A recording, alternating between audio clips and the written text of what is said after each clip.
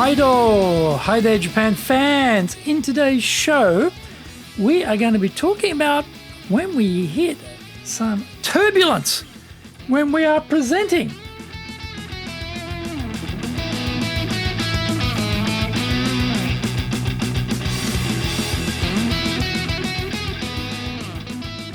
Preseno Master Shimasho.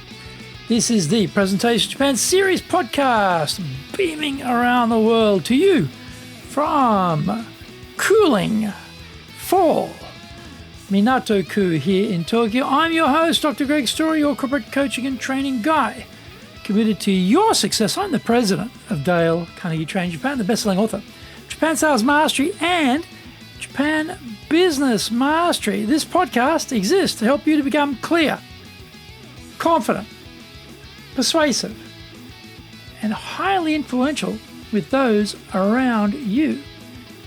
Now, don't forget to rate 5 stars, review. This is an awesome podcast. Subscribe so you get it every week, and share it around with others who you are sick of listening to, who are just doing such a terrible job presenting.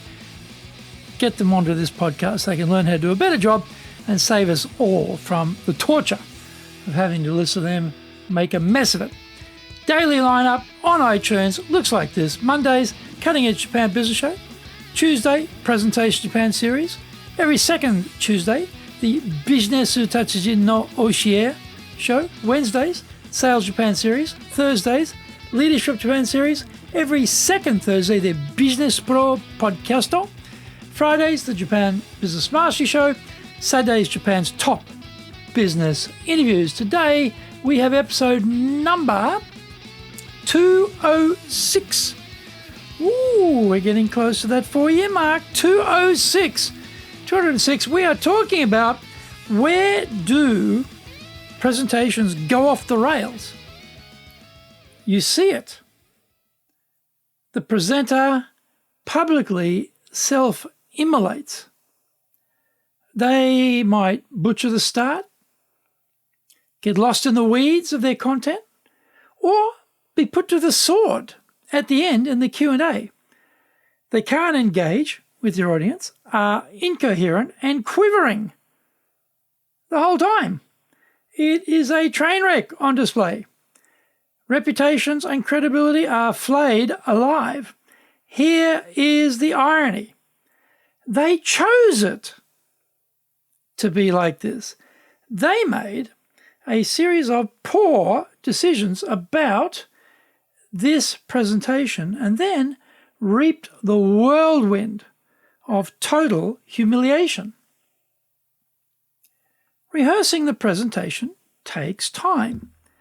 Time which could be devoted to adding more massive content, multiple fonts, and gaudy colors to the slides. This is why failures fail. They ignore logic and decide that practicing on their audience is much more efficient. It is not terribly effective, though. The long-term damage from short-term decisions is substantial when you thrust yourself into the public eye.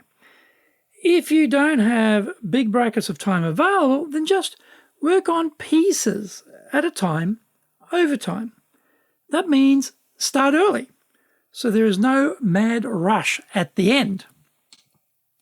I made a genius decision once to prepare my presentation on the flight from Osaka to Sydney. It's an overnight flight. No sleep.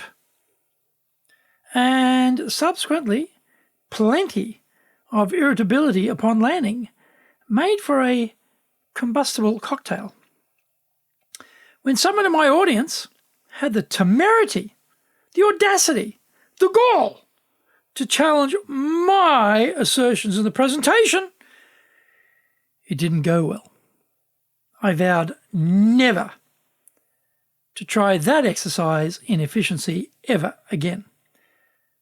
Turning up just before kickoff to find there is some technical issue with your slides or the laptop or the audio is a life life-shortening experience.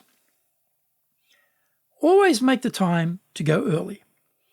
I was giving a presentation to the Japan Market Expansion Competition and dutifully brought along my USB to plug into their laptop. Their Microsoft environment didn't like my Mac presentation layout, so it changed the whole thing. I arrived early and found myself sweating like a maniac as I tried to fix every single slide before the start. I finished with 1 minute to go, but I was a nervous wreck. If I'm not using my own laptop, I go even earlier now. First impressions start from the moment the organisers advertise the event and include elements of your bio. People are forming biases and opinions about you, which they are going to size up against what they see in front of them. Get there early, check the tech, and then gracefully mingle with the punters. Do your best to be charming. Being an introvert, that is no easy task for me. Do your best to schmooze people in the crowd before you start and build supporters in the room. Find out more when we come back from the break.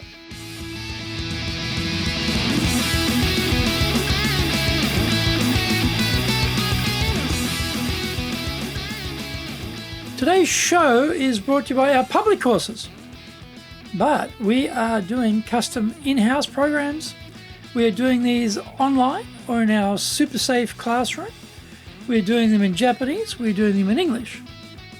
Now, today's show is sponsored by our Virtual Selling Mastery course preview session on October the 15th. That's going to be held online. The actual program itself will start, it's a 5-week program, 3 hours at a time, every week, kicks off on November 5th. But the preview coming up October 15th. Now, on the 22nd, 23rd, 24th of October, we're having our 3-day Dale Carnegie immersion program. That will be face-to-face in our super safe classroom.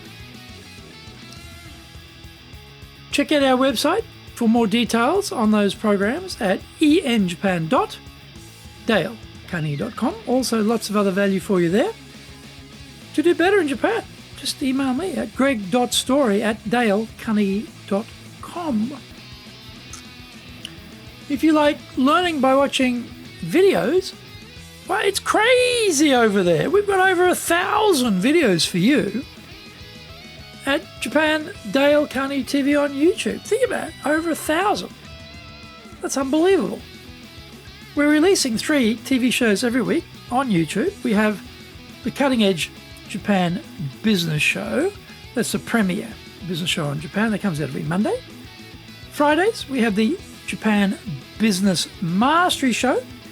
Saturdays, we release Japan's top business interviews, where I interview leaders all the way from SMEs to corporate captains of industry on one topic, leading in Japan. Every second Thursday, we release the Business Pro Television Show.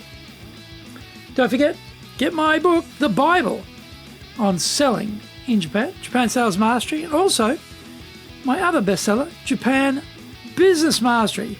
Both are available on Amazon.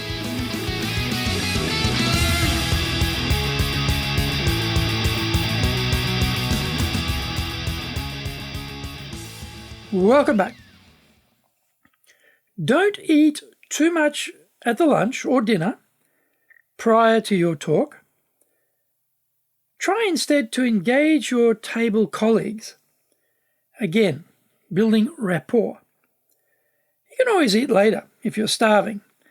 When they call your name, stride confidently and effortlessly to the stage. Have zero, I'll say that again, zero interaction with the laptop. Don't even touch it. Instead, get straight into your opening. You don't need any slides to begin with, so concentrate on creating a powerful and positive first impression. Once you've done that, then you can look down at your laptop and start the slide deck rolling. By the way, many balding presenters proffer a brilliant view of their sparse, patchy pate as they lean forward over the laptop, fiddling with the machine. Don't be one of them. Start off with a power opening to grab attention. Remember, we are all self-focused and supremely interested in what happened to us this morning, what we need to do after the talk, and what is coming up for us tomorrow. The speaker is competing with all of these high-value items in the minds of the audience. We need to supplant all of that inner focus with our views, ideas, suggestions, and recommendations. Make sure to raise your voice tone from the get-go to set the energy level at the right point to carry through to the rest of the proceedings. It is very hard to start soft and then work your way up. So, start strong, then vary the tone from there. Keep your eyes on the crowd the whole time. Read their faces. Are they buying what you're saying? Are they bored? Are they surreptitiously or furtively looking at their phones under the table? Are they nodding in agreement? This is why, if some helpful venue flunky turns the lights down so that you are dominated by the screen, you should stop speaking immediately and ask for the lights to be brought back up. In my experience, the moment those lights go down, a big proportion of a Japanese audience is lost because they are sleeping. It seems to be a bit like the rhythmic rocking of the trains here that induces slumber. Lights go down and off they go, Pavlovian-like, to the land of nod. I have seen that scenario play out a number of times here.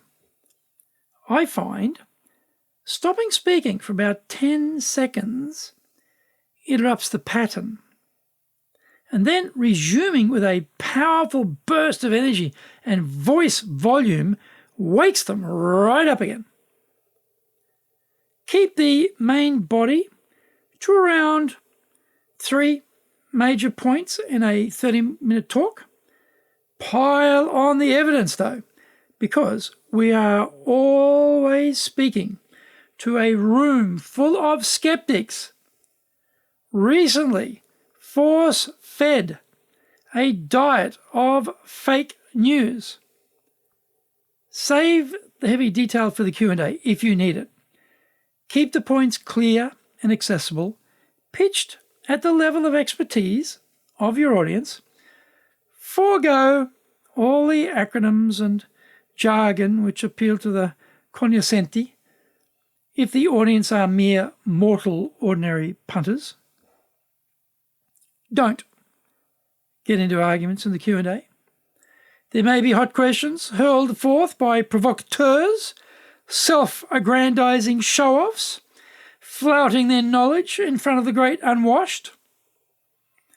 Answer them to the best of your ability, then say sweetly, "Let's continue this discussion after the talk.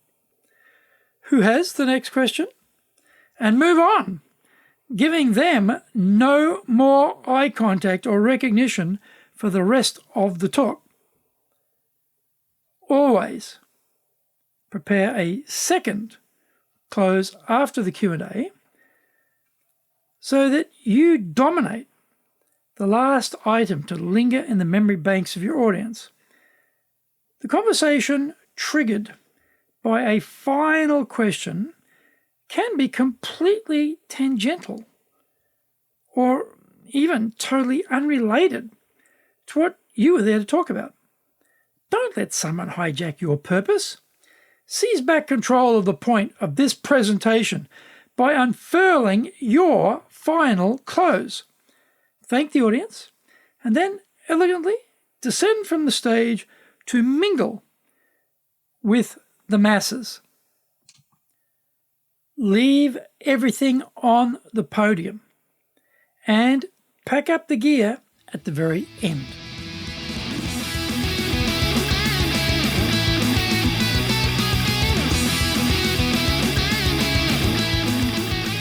Did you get value from today's show? If you did, then share the love around with your family, friends, and colleagues. Don't forget to rate 5 stars, review. This is such a fantastic podcast. Subscribe, make sure you get it every week, and share it with others, particularly those others you know who are hopeless presenters. Let's do ourselves a favour here. Let's get them a bit of religion about being a better presenter. Until the next episode, go out there and apply the learnings from today and become a presentations legend amongst your circle. Thank you for listening, and please tune in next week. Remember, I'm your corporate coaching and training guy committed to your success here in Nippon.